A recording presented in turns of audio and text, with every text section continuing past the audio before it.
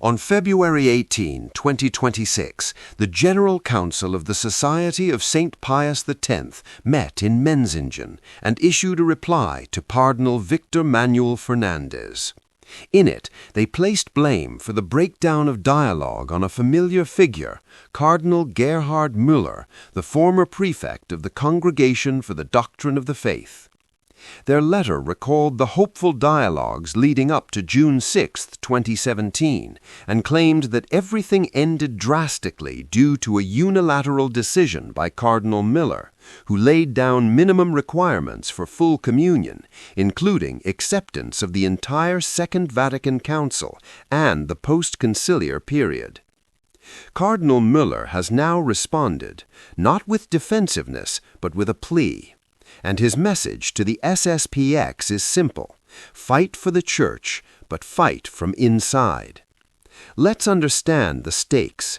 Church history is littered with schisms that began among Orthodox Catholics, the Donatists, whom St. Augustine confronted, the Jansenists, whose conflict led to the Schism of Utrecht with the illicit consecration of Cornelius Steenhoven on October 15, 1724, the Old Catholics, who broke away after Vatican I with the illicit consecration of Hubert Reinkens on August 11, 1873.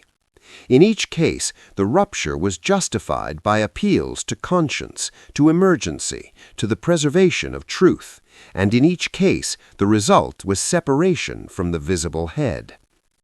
Cardinal Müller is clear: no emergency justifies schism.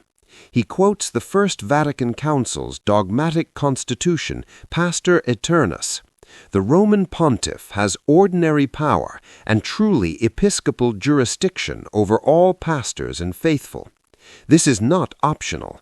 It is the teaching of Catholic truth, from which no one can deviate without prejudice to his faith and salvation. But here is where Müller's argument becomes nuanced.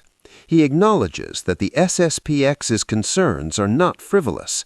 They rightly lament that, under the pretext of renewal, great uncertainties in dogmatic questions and even heresies have penetrated the Church.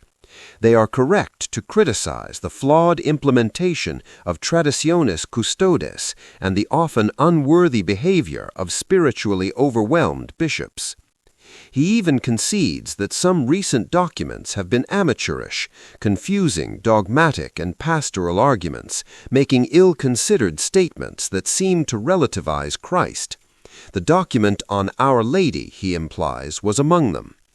Yet Müller draws a hard line. However justified the criticism, however real the crisis, the solution is not to establish an emergency church outside communion. That, he says, would be to adopt Protestant argumentation in the 16th century. Those who do so must have the honesty to accept the odium of a schismat. He offers a pointed historical lesson. Many Catholics agree with the young Martin Luther in his fight against the sale of indulgences and the secularization of the Church. But Luther disregarded excommunication, rejected ecclesiastical authority, and placed his own judgment above the Church. That is the line that cannot be crossed. The SSPX claims a state of grave necessity justifies their July 1st consecrations. Müller disagrees. He cites Saint Hildegard of Bingen, who suffered unjust excommunication but accepted it spiritually for the good of the Church, without questioning unity through disobedience. His conclusion is stark.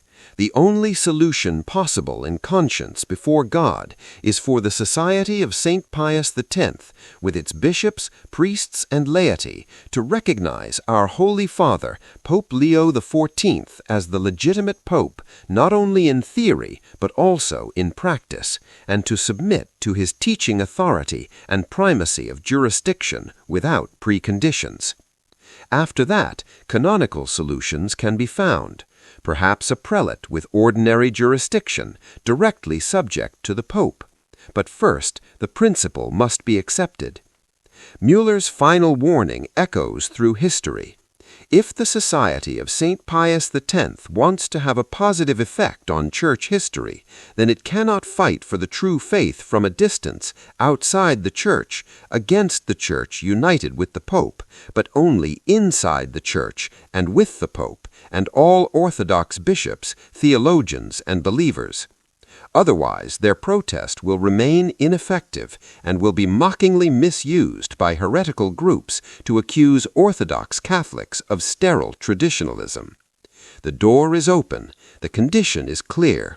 The choice before the SSPX is the same choice that has faced every dissident group since the 1st century: unity or separation.